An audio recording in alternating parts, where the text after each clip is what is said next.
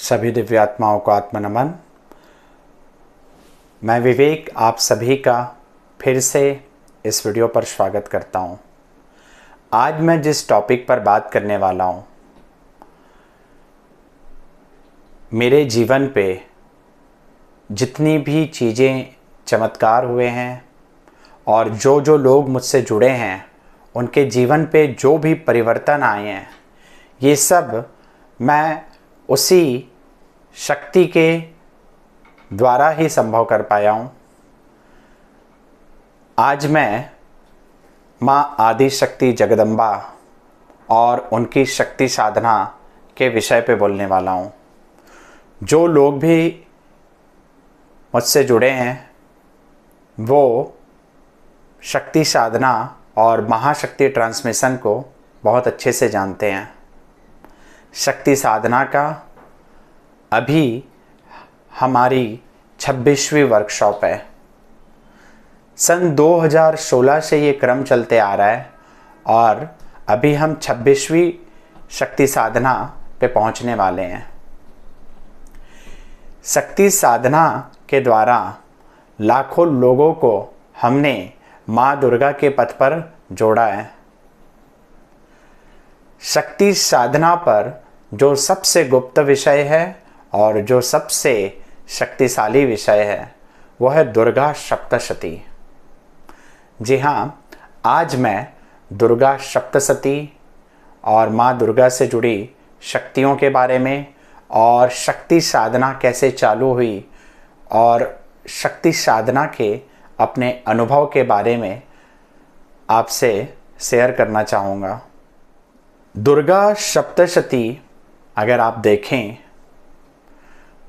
तो बहुत से लोगों के मन में वहम होता है कि घर पे देवी का पाठ नहीं करना चाहिए, मुझे तो संस्कृत नहीं आती, मुझसे अगर कुछ गलती हो जाए तो क्या होगा। दुर्गा सप्तशती का पाठ ऐसे नहीं करना चाहिए, दुर्गा सप्तशती का पाठ वैसे नहीं करना चाहिए।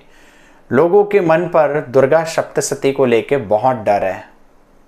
हमने उसी चीज़ को हटाने के लिए और देवी की साधना से सबको जोड़ने के लिए शक्ति साधना की शुरुआत 2016 से की थी। दुर्गा सप्तशती के पाठ की जितनी महिमा मैं कहूँ कम है। मेरे जीवन में जितने भी चमत्कार मैंने देखे हैं और कठिन से कठिन परिस्थितियों पर भी भगवती की कृपा जो मैंने देखी है वो किसी चमत्कार से कम नहीं है। भगवती का आशीर्वाद सभी पर बराबर बरस रहा है।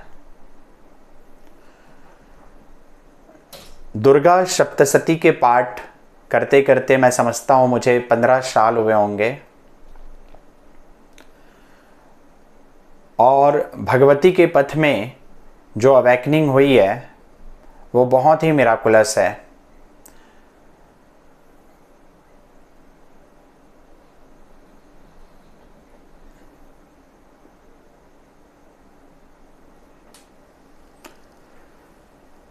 सन 2016 से लेकर अब तक हम 26 शक्ति साधना करा चुके हैं।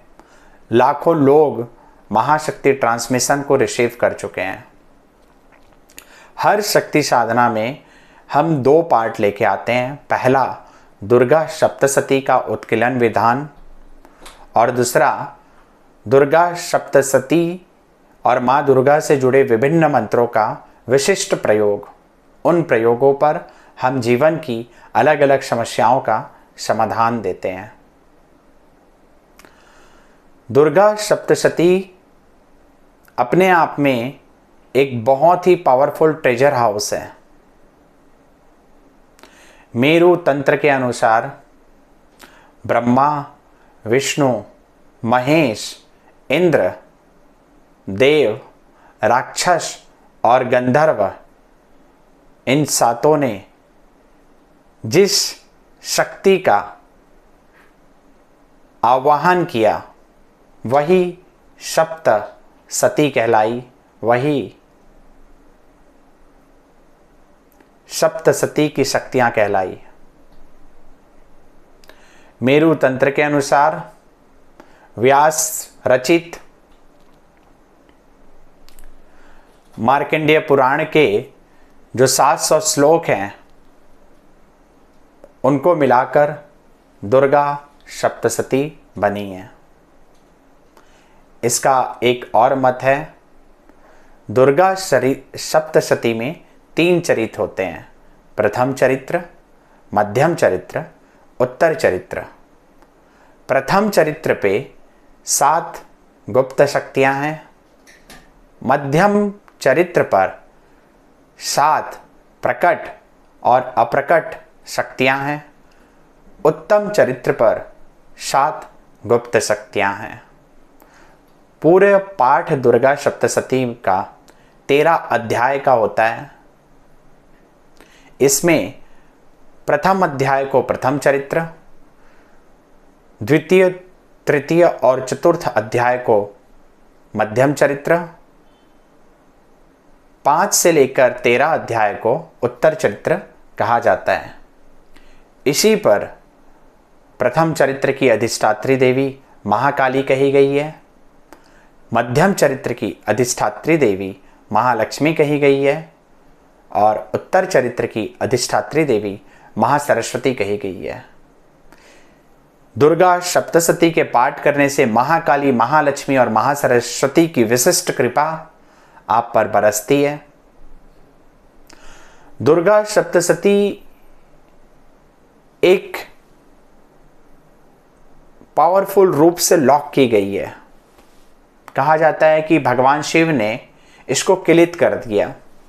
इसका कारण सिर्फ यह है कि इन सप्तशती के मंत्रों पे इतनी शक्तियां हैं कि जिससे आप जो चाहें वो मैनिफेस्ट कर सकते हैं। इसके पावर को सुरक्षित रखने के लिए भगवान शिव ने इसका किलन किया।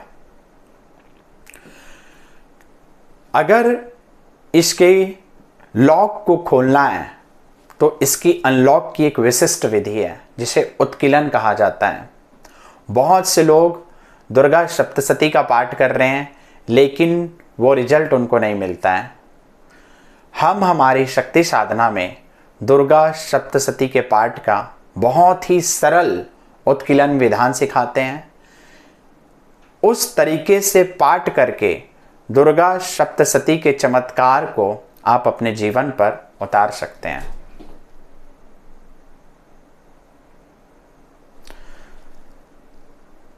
दुर्गा सप्तशती के जो 700 मंत्र हैं अपने आप में एक एक शक्तियां हैं।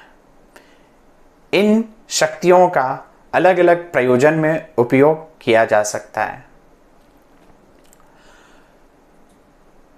भगवती की यदि आप चाहते हैं आपके जीवन पर विशिष्ट कृपा हो तो 2 मार्ग बताए गए हैं। प्रथम मार्ग देवी के चरित्र का भाव से गुणगान करना और दूसरा मार्ग देवी के यंत्र और तंत्र का पूजन विधान और साधना करना। तो कलयुग में जो सबसे सरल मार्ग है वह है देवी के चरित्र का पाठ करना और उनकी कृपा को अपने जीवन पे आप चरित्र के पाठ के द्वारा आराम से उतार सकते हैं। मेरे खुद के अनुभव से मैं आपको बताऊं तो साल की यदि 4 नवरात्रि, 2 गुप्त नवरात्रि, चैत्र और शरद की नवरात्रि पे जिस घर पर दुर्गा सप्तशती का पाठ होता है उस घर पर भगवती की कृपा से कैसी भी आपदा आ जाए वो उस आपदा से बाहर आ जाता है। दूसरा बोलूंगा मैं कि जो देवी की शरण पर आता है वो औरों को शरण देने वाला हो जाता है।